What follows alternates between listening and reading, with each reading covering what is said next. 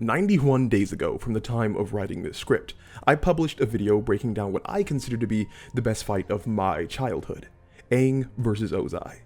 I expected the video to do well, but I had seemed to underestimate the continued popularity and recent resurgence of Avatar, because that video went on to get nearly 300,000 views. By the way, I didn't make a penny from that video because I got copyright claimed. Anyway, I was just happy that a lot of you found my breakdown of Aang vs Ozai so enjoyable. But there was one sentiment shared to me over and over again by many different people. They believed, as a climactic fight, Aang vs Ozai didn't hold a candle to Zuko vs Azula. Now, believe it or not, I had always wanted to make a video looking at the final Agni Kai. It just got to the point where I literally didn't know if that would be smart to do.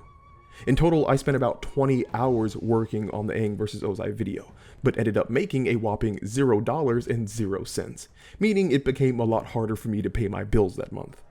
Looking into the future, making a Zuko vs Azula video seemed like something I just couldn't afford to do. But then again, my job isn't make responsible financial decisions or worry about my retirement plans, it's make YouTube videos about writing, dang it, and that's what I'm gonna do. I realize going into this final Agni Kai video, I'm probably not going to make any money off of it, because it will get copyright claimed. But so many of you wanted it that I am here to deliver. The only thing I would ask is that if you want to continue seeing content like this, and you are feeling generous, the best thing you could do to ensure you keep receiving videos from me is to support the channel on Patreon. Even just giving $2 is at least income I know is guaranteed each month. And hey, you could get cool perks too, like early videos, talks with me, or even discounts on editing. It may really seem like a small, inconsequential thing to pledge $2 a month, but enough people doing it really adds up. Out of the 118,000 people subscribed to me, just about 0.0006% support on Patreon. And if we could skyrocket that number up to 0.006%, that would actually literally guarantee me the freedom to make whatever I and you guys want, regardless of demonetization. But enough of me panhandling for pocket change. You didn't come here for that. You came here for a breakdown of the real best fight scene of your childhood. Just you and me, brother. The showdown that was always meant to be. Agni Kai! So, let's start right off the bat with some editing hot takes. The final Agni Kai, on paper, doesn't work. The fight on its own merits has no reason to be as good as it actually is, and it's phenomenal. Zuko vs Azula bucks nearly every writing guideline that goes into creating a polished climactic battle. Zuko, arguably the protagonist of the entire scene, never personally overcomes Azula, the major and consistent antagonist of his journey. A female character is put into the damsel role that needs to be saved by a selfless male lead. The antagonist refuses to finish off a downed main character before moving on to the next opponent. A character defeats the antagonist with an ability that has never been seen before. And to top it all off, this climactic, story-defining conflict is only 4 minutes. Contrast that with Aang vs Ozai, which is nearly 3 times as long. So, with all these tropes and cliches and narrative trespasses included in the fight, why is it still so good? Well, that is because while the fight might not work on paper, it totally works in practice. And this, I believe, is one of the most difficult aspects of not only writing fight scenes, but writing in general. You can have something that makes perfect sense on a structural level, but fails in execution. Conversely, you can have a plot that appears completely nonsensical, but turns out beautifully. FMA Brotherhood. But since this video is about a fight scene, let's stick with understanding fights, and how this Agni Kai fails on paper but works beautifully in practice. It all comes down to the difference between story-driven fight scenes versus character-driven fight scenes, and how they are used. Now, for complete disclosure, these are not terms that you will find written in any books, at least not as far as I know. These are categorical guidelines that I have created over my years of professionally editing, and they help me to conceptualize scenes of conflict. So, let's start by understanding the differences between these types of fights. Story-driven fights are scenes of conflict where the primary interest in the fight comes from its implications for the overall narrative. I know that might seem confusing right now, but hopefully I can spend the next minute or so breaking it down. Story-driven fights are largely given power by themes and ideals battling against each other. Characters involved in story-driven fights represent opposing outlooks, philosophies, or moral standings, and the audience's engagement with the fight comes from seeing which of these outlooks will prevail to take command of the narrative. Sometimes these outlooks are as simple as one side being good and one side being evil. Character-driven fights, on the other hand, are scenes of conflict where the primary interest in the fight comes from the relationship of the characters involved in the conflict. The more deeply the characters are emotionally invested in each other, and the more deeply the audience understands that investment, the more powerful a character-driven fight becomes. And yes, this will also be broken down in more simple terms. One important thing to note is that all character-driven fights fit under the umbrella of story-driven fights. We as the audience still care about the fight's implication for the overall narrative, but we as the audience also have a second, deeper layer of interest in the fight because of the relationship between the characters. Where a story-driven fight can succeed on one level, a character-driven fight can succeed on two. Another important thing to note is that these two types of fights exist on a spectrum. Of course, it is easier to categorize fights as they come closer to either end, but some fights are harder to pin down with these labels, like All Might vs. All for One, for example. Still, even though we recognize these two categories of fight scenes now, we must understand what they mean in execution. Looking at character-driven fights, since the audience is interested in both the relationship between the characters and the outcome of the fight, the audience is given incentive to pay attention to the whole scene. Interest in the battle itself is fueled by either the audience's emotional investment or emotional understanding of the characters, while the interest in the conclusion of the battle is fueled by a desire to know the impact on the narrative. This is not the case, though, with story-driven fights. By definition, a story-driven fight is not given power by the relationship between the competing characters. Another way of saying this is the audience is not interested in the relationship between the characters in the fight. The only innate draw of a story-driven fight is its outcome, i.e., its impact on the story. So what we can understand here is that the actual fight has no built-in incentive for the audience to care about it. Now, there are generally two writing techniques used to make up for this deficit, and some scenes use both. The first technique is to make a story-driven scene of conflict in action visually spectacular to inspire an audience to watch. This is why you will notice that movies that have either poorly developed antagonist or poor interaction with the antagonist have such over-the-top climactic battles. DC movies are a great example of this. Since the main characters do not have well-established relationships with the antagonist, the fuel for the scene must be visual spectacle. But this does not mean that just because a piece of fiction has a visually spectacular climactic battle that it is poorly written, or even story-driven. Since these two types of fights are on a spectrum, many of their qualities are interchangeable. Naruto vs. Sasuke is a character-driven fight with spectacular visuals. The same is true of Obi-Wan vs. Anakin. Rock Lee vs. Kimimaro is a story-driven fight with spectacular visuals. Rock Lee and Kimimaro have no established relationship, but the way they battle looks really cool, so the fight is enjoyable. The second, more difficult method to keep an audience interested in story-driven fight scenes is to build up the impactful themes of the fight beforehand. What does this mean in simple terms? It means that the conflict and tension of the narrative should be directly related to what occurs in the fight. Let's use an example to make things even more clear. We all know the climactic fight that happens at the end of The Incredibles 1. Obviously, the family has no personal relationship with the giant death robot they are fighting, so this would be a story-driven fight scene. And we can see that it is visually spectacular. But more than that, what also makes the fight so interesting is its relationship to the story. The theme of The Incredibles is the characters coming into their own identity and being unified and cooperative as a family. This is their struggle across the entire movie.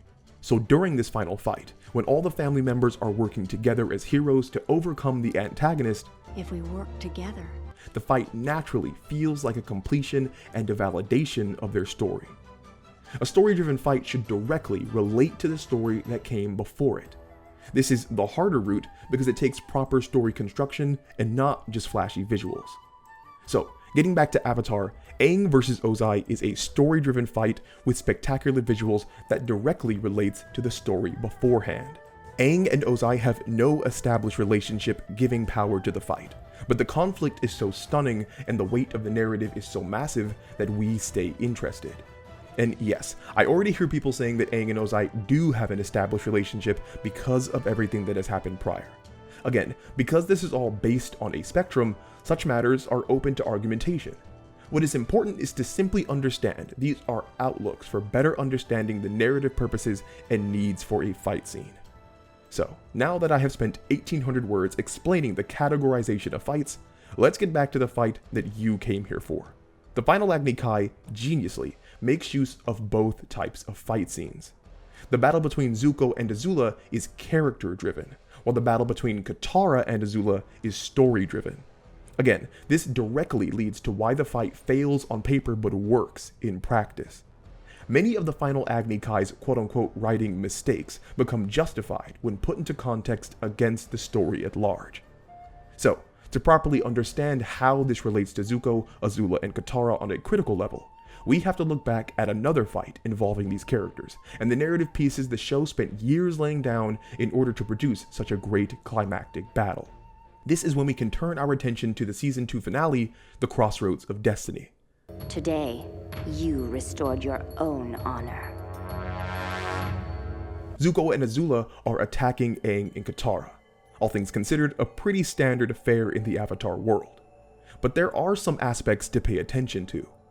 While Aang is fighting Zuko, Katara is facing off against Azula, and as the battle continues, Aang realizes that things are not looking good. Aang eventually makes the painful decision of letting go of Katara, of turning his back on her even in her time of need, for the betterment of the world and his journey as the Avatar. Of course, we all know what happens next. Aang takes a blast of lightning, and Katara has to whisk him away to safety with the help of Iroh. Everything that occurred here is important when considering what worked in the final Agni Kai, but a scene just before it deserves equal attention. Therein, Katara and Zuko are confined together, allowing the seeds of major character relationships to be planted. Zuko hears for the first time how the war has affected Katara personally.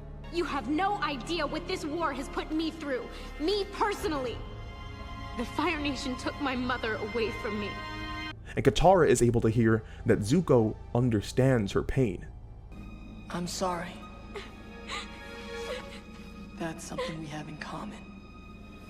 This scene goes on to establish a moment of genuine bonding between the two characters, where Katara offers to heal Zuko, and Zuko tells Katara he now has the ability to choose his own destiny. Of course, not long after, Azula appears to tempt Zuko, ultimately succeeding in convincing him to ally with her and the Fire Nation once again. So when Zuko actually does join Team Avatar, it is Katara specifically that is most skeptical and mistrustful of him. Give me one reason to think you might hurt Aang, and you won't have to worry about your destiny anymore. It wasn't until Zuko helped Katara find the Southern Raiders, until Zuko saw firsthand the damage and trauma that the Fire Nation had caused, did the seeds of these two characters' relationship blossom. And all of these little pieces that seem so inconspicuous in the moment actually become pivotal in the final Agni Kai. The actual fight between Zuko and Azula, while having visual spectacle, is a character-driven fight scene. And lucky for me, the show did such an excellent job creating a nuanced, three-dimensional relationship between these two, I feel I don't even have to break down why the emotions are so high here. All that needs to be said is that the 100 or so seconds of conflict between Zuko and Azula is intensely interesting for the audience because we are invested in the relationship between both of these characters. And one thing to note for all of you writers out there is the difference in how these types of fight scenes should be choreographed and handled. Most of the time, it is in your best interest to stay as simple as possible in character-driven fight scenes. Notice how tight we are to Zuko and Azula, how grounded we stay, and how personal this battle is framed. Now look at the difference of the story-driven battle between Aang and Ozai. It's much more pulled back, much more grand in scope, and much less personal. Take a look at this character-driven fight scene in Civil War.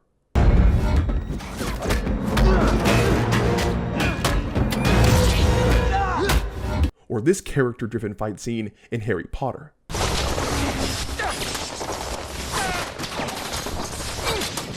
or this character-driven fight scene from Star Wars.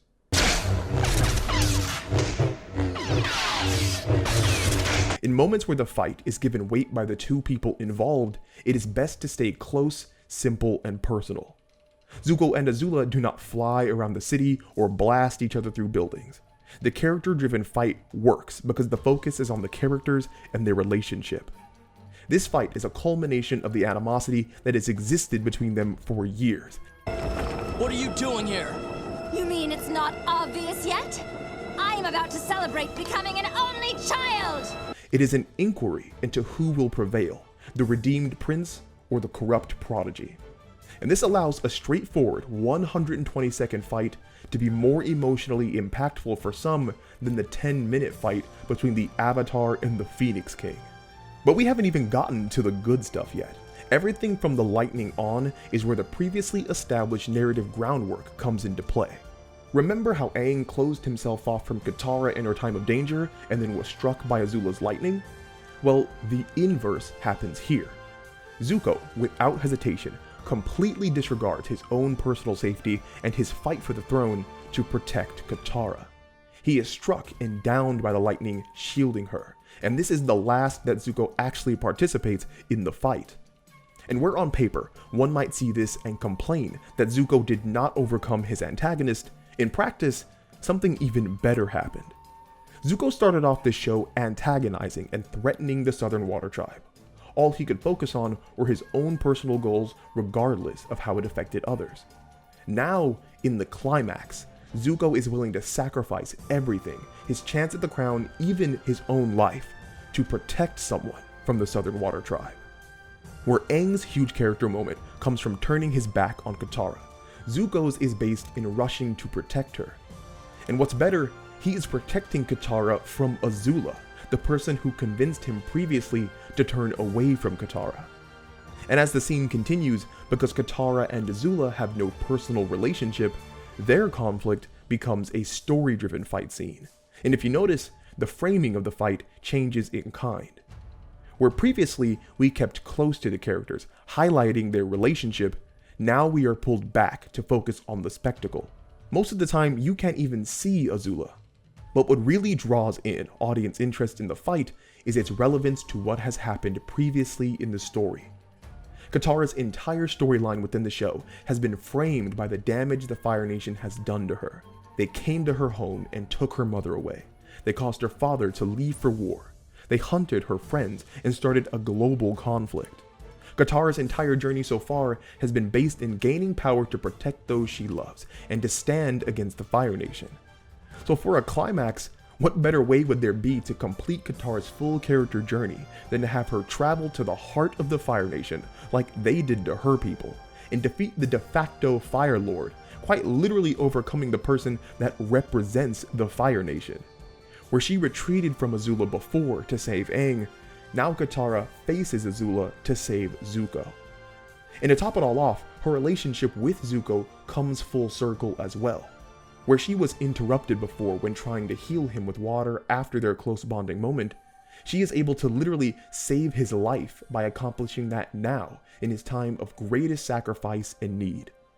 And really, the cherry on top is the resolution, where Azula has a complete mental breakdown.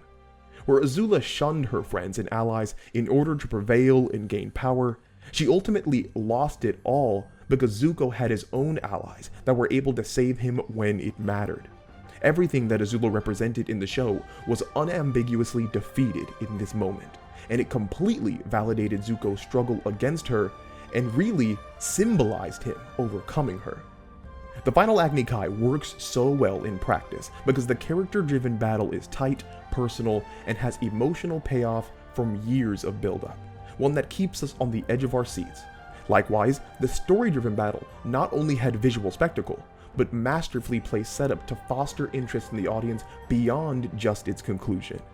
And it did all that in a well-paced 4 minutes. Anyway, I hope you guys found this video helpful in your understanding of fight scenes, and maybe even in your own writing of fight scenes. I love Avatar and making Avatar videos, so hopefully there will be more in the future. But again, a lot of that depends on the support I receive from you all. So if you could head on over to Patreon and pledge a couple bucks, it would be immensely appreciated. If you're interested in my more personal matters and reviews, try checking out my second channel, link in the description. Again, I had a blast making this video. As always, it was a pleasure, and I will talk to you all again soon.